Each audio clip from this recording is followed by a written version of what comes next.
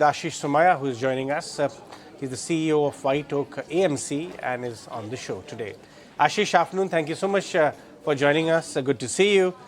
First of all, you must have read about the latest note by Akash, which is based on your previous boss's recent presentation on flows. Ramdev has made a presentation to a clutch of investors, which is talk of the town, on how meaningful and sustainable domestic flows has the potential to become over the next decade or so. You've been part of the domestic mutual fund industry for a very long time.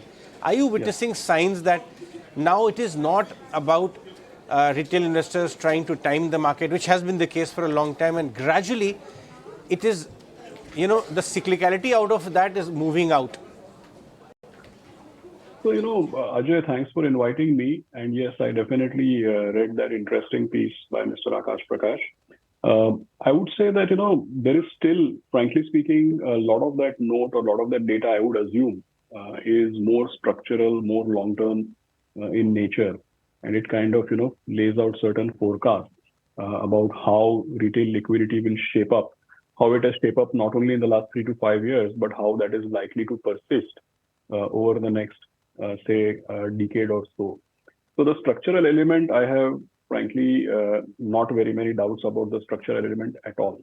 But coming to your point about cyclicality, let's look at what is happening right now vis-a-vis, how things have shaped up in the last 2 years. And I would just like to point out to you with some data that there is still that investor behavior, investor psychology, and the cyclical element still persists. I have no quarrel with the structural part of it at all, but the cyclical element still persists. And here's some data that I'd like to, get your attention on. If you take last couple of years, the highest flows which we saw materialize in the equity mutual fund industry were at the fag end of 2021. In certain months, even if I remove EPFO and in Nifty ETFs, etc., if I just take equity funds and hybrid funds, in certain months in the end of 2021, I probably saw 65,000 crores of gross inflows and say 20 to 25,000 crores of redemption, which left us with nearly 40,000. And in a particular month, I even remember seeing 45,000 crore of net inflow into equity and hybrid mutual funds in the fag end of 2021. As compared to that, let's see where we are today. And today, I'm sure you must have noticed that in one of the recent months, we have been seeing average 35,000 crore kind of gross equity flows. And because it's clients' money for a variety of reasons, they will remove it. So the redemption still seems to be in the vicinity of 25,000 crores per month. That leaves us with net inflows, sometimes 5,000, 7,000, 8,000 kind of numbers. So what has happened is maximum money came in 2021. And then there was a lull in 2022, massive sector rotation, couple of deep corrections along the way. And in the last 3 months rally, people have kind of broken even and got some fixed income plus kind of return on their investments, which they made in 2021. Plus, a sharp rally in last 3 months has also meant that even long-term investors are suddenly seeing a bump up of 3, 4, 5% in their CAGRs. And with that, you can clearly see two things. One, you can see right now that the flows have been kind of flagging off and the net flow is nowhere compared to where it was a year or two back. Second thing, you are seeing the typical behavior that last 3, 4, 5 months, because small cap, mid cap, micro cap has gone up, whatever remaining flow, while the net flow is anemic, but whatever inflow is coming, good part of it is going into small cap kind of products. So what I'm trying to tell you is that no doubt on the structural part of this whole assessment, but the cyclicality which is engendered by market behavior and the typical investor reaction to recent past, I don't think that is kind of quickly going away in any manner. Sure. At your AMC, what kind of flows are you witnessing in your own AMC? You must be traveling across the country. Yeah. So Ajay, honestly speaking, we are not really yet a benchmark or a yardstick because, we are, say, 4,300 crores in our equity mutual funds. And if I look at White Oak Group, then, we have a PMS and AIF, which is, say, more like 13,000 crores. But specifically on the mutual fund, because we are, barely 1% of the monthly flow or something. We are still very, very tiny. So I cannot say that we are making very good progress, but I really cannot say that we are the yardstick. I think the way to assess the market would be the broader numbers, which I just shared with you. And there I'm seeing a lot of investor psychology and recency bias playing out. One thing which I can see very encouraging for our firm clearly is that, in the last 1 year, we put all our basic products in place. We are in 50 locations across the country. We've already about 175,000 unique PANs and nearly 110 crores per month coming in through SIPs and STPs, kind of, granular flows. So we are doing our bit in terms of participating, reaching out to retail investors and participating in a broader arena and not just metros, but, across 50 different locations. So it's an encouraging start for us. But given that we are still a very tiny proportion of the overall market and, we are just kind of spreading our brand, it's early days for me to comment. I think the larger scenario is what I just described to you a couple of minutes back. Aashish, is it not an issue, the valuations? What's the feedback you get from your team? Flows are so strong. You can't take a cash call as a AMC. None of them do.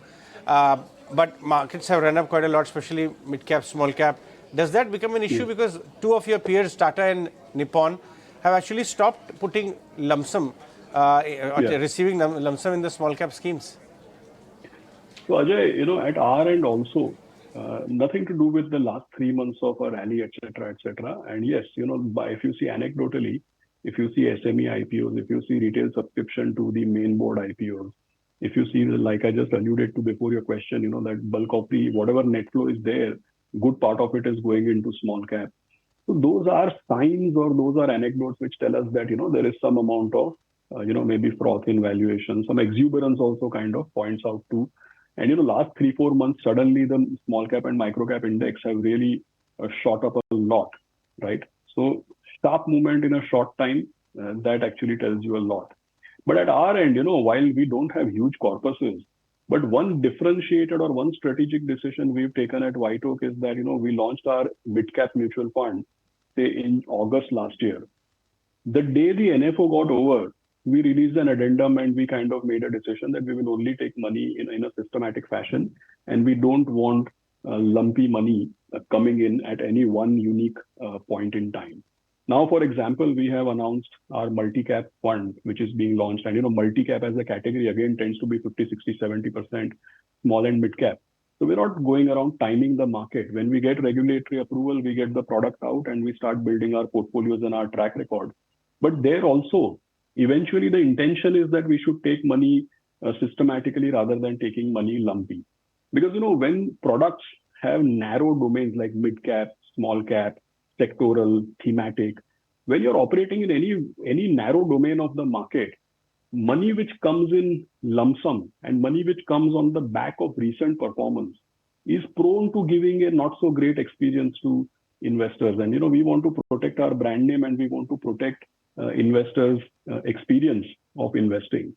So wherever we have narrow mandates like mid-cap, mid and small cap, multi-cap, which is 60, 70% mid-cap, mid and small cap, we try to make sure that we avoid lump sum money, especially when we think anecdotal evidence points to toppish behavior, and take it in a systematic fashion over a period of time, because ultimately we want long-term investors, and people who invest systematically will have a good experience and they are more likely to be long-term investors than the typical lump sum big flow coming in.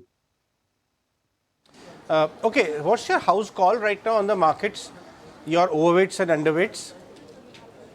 So, clearly, if you see, we, like you also rightly alluded, we are fully invested. We think that people who come to us have made their mind up to invest in equity.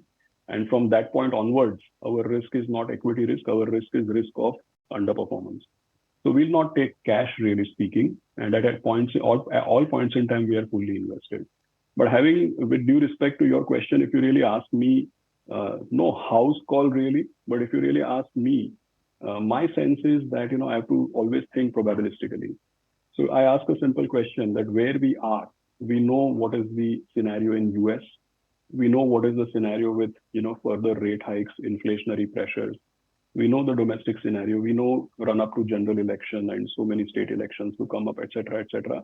And I already told you that last 3 months there is like a sudden, so all the Goldilocks kind of scenario which was there 3-4 months back, suddenly some things have kind of taken a turn.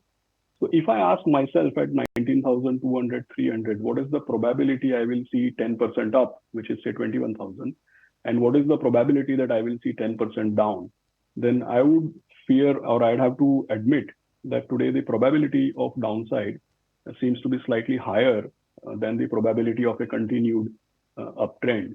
And there are some issues that we need to watch out for. That's how I would put it. So I have been, wherever I have been traveling, I have been telling people not to get overexcited. Maybe stagger your money in.